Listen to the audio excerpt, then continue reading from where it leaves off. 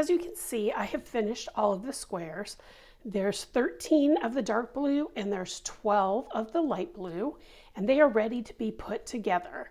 So before we actually learn how to put them together, I want to show you really quick. I'm going to do a small version. So this is just a quick layout of how this is all going to be put together before we actually start working on sewing them together or crocheting them together. I wanted to just do a small little sample of what is how the squares are going to go together. So you're actually going to set up starting with whatever your square color is that it has 13, and you're going to have 3 rows. I'm going to call them rows because we're going to go this way. 3 rows of 3 dark colors and 2 light colors, and then 2 rows of 3 light colors and 2 dark colors. So if we were to do this blanket, I'm only showing you 3 here, but there's actually going to be 5. The next row would look like this. So you can see it's kind of like a checkerboard. So that's how they're going to be sewn together. I just wanted to show you that before we actually sew them together. So that's the end of this part of the video, and keep watching and we'll start sewing them together. Okay, we're ready to start sewing some squares together. Now the way I am going to do this is I am going to slip stitch them together in the back loop of each square. Before we do each square, I just wanted to let you know that we're going to use stitch markers to help us find where we start and end the sewing of each square. Some people might know that this is can read their stitches and know that you can you start in the middle of a corner and end in the middle of a corner. But for those of you who have never done this before, I want to make sure that I show you what to do. Now the first thing I do is when I go to sew the squares, the first 2 squares together of the row, I look on the edges until I find, and you can see right here is where I find where I fastened off. And I always try to put the 2 fasten off sides together on the first 2 squares, and then whenever I'm adding to the row, so these 2 would go together, and then I would put one here. The third one would have the fasten off against this side so that I don't have to worry about it when I'm sewing the rows together. And that's up for a future video, but I just wanted to show you, first of all, here is where my fasten off is, and I wove in the ends. And here's the 3 stitches in the corner, and I'm going to put a stitch marker in that first corner. So let me grab that really fast here, and I'm going to put it in the middle stitch, not the third stitch, the second stitch or the middle stitch. And it doesn't matter if you're working right-handed or left-handed. That's the first thing you want to do. And then you're going to go down that row to the next corner and put the next stitch marker here in the middle of that corner. And then I'm going to do the same thing with the other block. So now I need to find where my fasten off was, right here. And my 4th stitch marker disappeared. Oh, there it is, I see it. So here, and it doesn't matter what color they are for this part, so I just need to mark that middle stitch. So there's that one. And then I'm going to go across that same row, and here is that middle stitch. So now, when I am crocheting these 2 together, I know that to start with and to end with, the stitches that have the stitch marker in them have to be crocheted together. Or if you decide that you don't want to slip stitch, you could do a whip stitch with a needle and thread and just whip stitch it. I'm not going to do that for these videos, but I will maybe later on do a video that shows you how to whip stitch the squares together. But in the meantime, we're going to do this, and I'm going to go with my white yarn. I had to wind it into a cape because it was falling apart on me. So I'm going to grab this yarn because I'm going to stitch them together with the same color that I edged the square with. And so I'm going to just put a slip knot on my hook. And I always want to leave a long enough tail to weave in the ends later. And then it doesn't matter which corner you start with.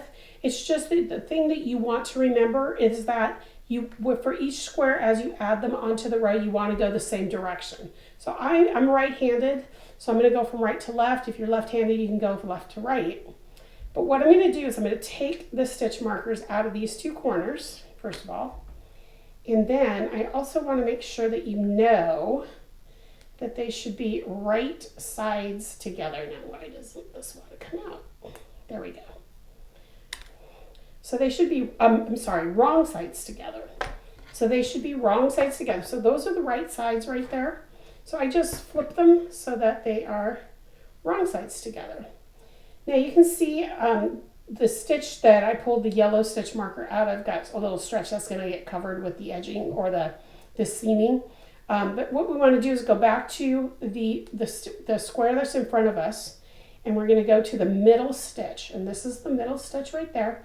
And we're going to work in the back loop. So I'm going to put my hook in the back loop. So you'll notice there's the ridge there again, just like we had here. And that's what I want. I want that ridge there. So I'm going to do that. And then we're going to work into the back loop of the stitch next to it, or the square next to it. And remember, this is the right side. So you want, it's really going to be the loop that's closest to you. But that's the back loop because we're looking at the wrong side of the fabric. So now we're going to slip stitch. So we're just going to pull the yarn through those two stitches and the loop on the hook and then tighten it up. Then we're going to do the same thing in the next stitch. So I'm going to put the back loop here, and then sometimes you have to look at it for the first couple of them. There it is. There's the back loop of that one. And this is one of the reasons why I put them together, because the one that's not facing us, this is where the fasten off knot is, and you don't want to work into that. You want to make sure that the next stitch, when you do your slip stitch, so we're inserting here, and then on the next stitch on here, that's your fasten off knot. So this is the next stitch. So I'm going to be putting my hook into that back loop and then slip stitch. And once you get past the fasten off knot, I'm going to tighten that up a little. Once you get past the fasten off knot, it should be smooth sailing. So go through that one, slip stitch. I'm just going to do a few, and then I'm going to open it up to show you what it looks like. So it's really simple. You don't want to tug too tight. You want to keep your stitches nice and even, but you don't want to tug them too tight because a slip stitch is very easy to tighten up too much, and then you will have some buckling in your squares. So I'm trying to keep everything nice and loose and even. I'm going to do a couple more before I open this up. Oops. You want to make sure that you don't catch both loops on the back one, because I have done that many times. Okay, I'm going to pull this loop a little looser here, and then I'm going to open this up so you can see. So what's happening here is you can see the squares are getting sewn together, and you can see I've got a little ridge here, and that's what I wanted. I wanted a ridge here, and I wanted these little ridges on either side just to kind of set them off. Now, if you were going to whip stitch, and for those of you who know how and use a needle and thread, you're still going to pick up those back loops and just whip stitch them together. And again, I'll show you a whip stitch in another video. Now I'm going to finish this row and these squares. Almost did a single crochet.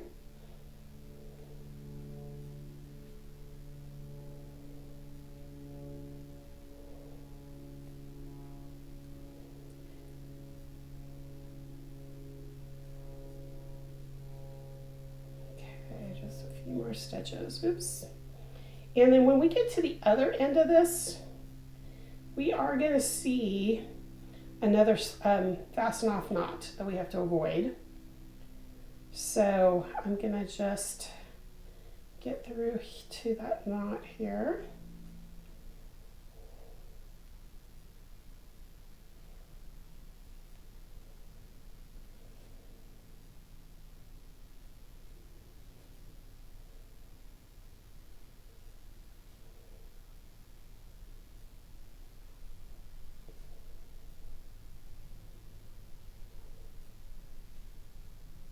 Okay, so this is the stitch before the fasten off knot. There we go.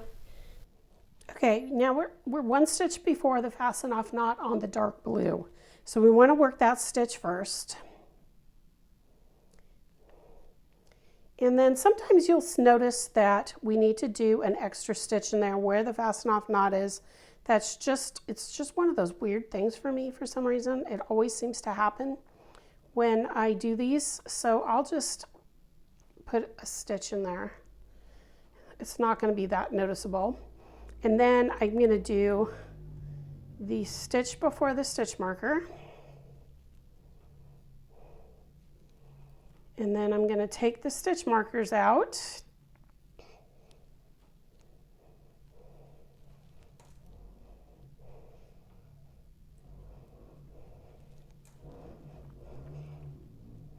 Okay.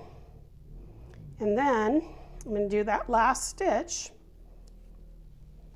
So I've done that last stitch, and then I am going to cut the yarn, leave a long enough table to weave in ends, and then I pull through.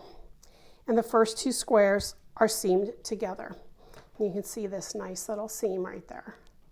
Okay, so the next square is going to be a dark blue, because we're going to put it on this edge. And we're going to do the same thing. Now I'm going to find where my fasten off knot is, and I know that I'm going to go this direction.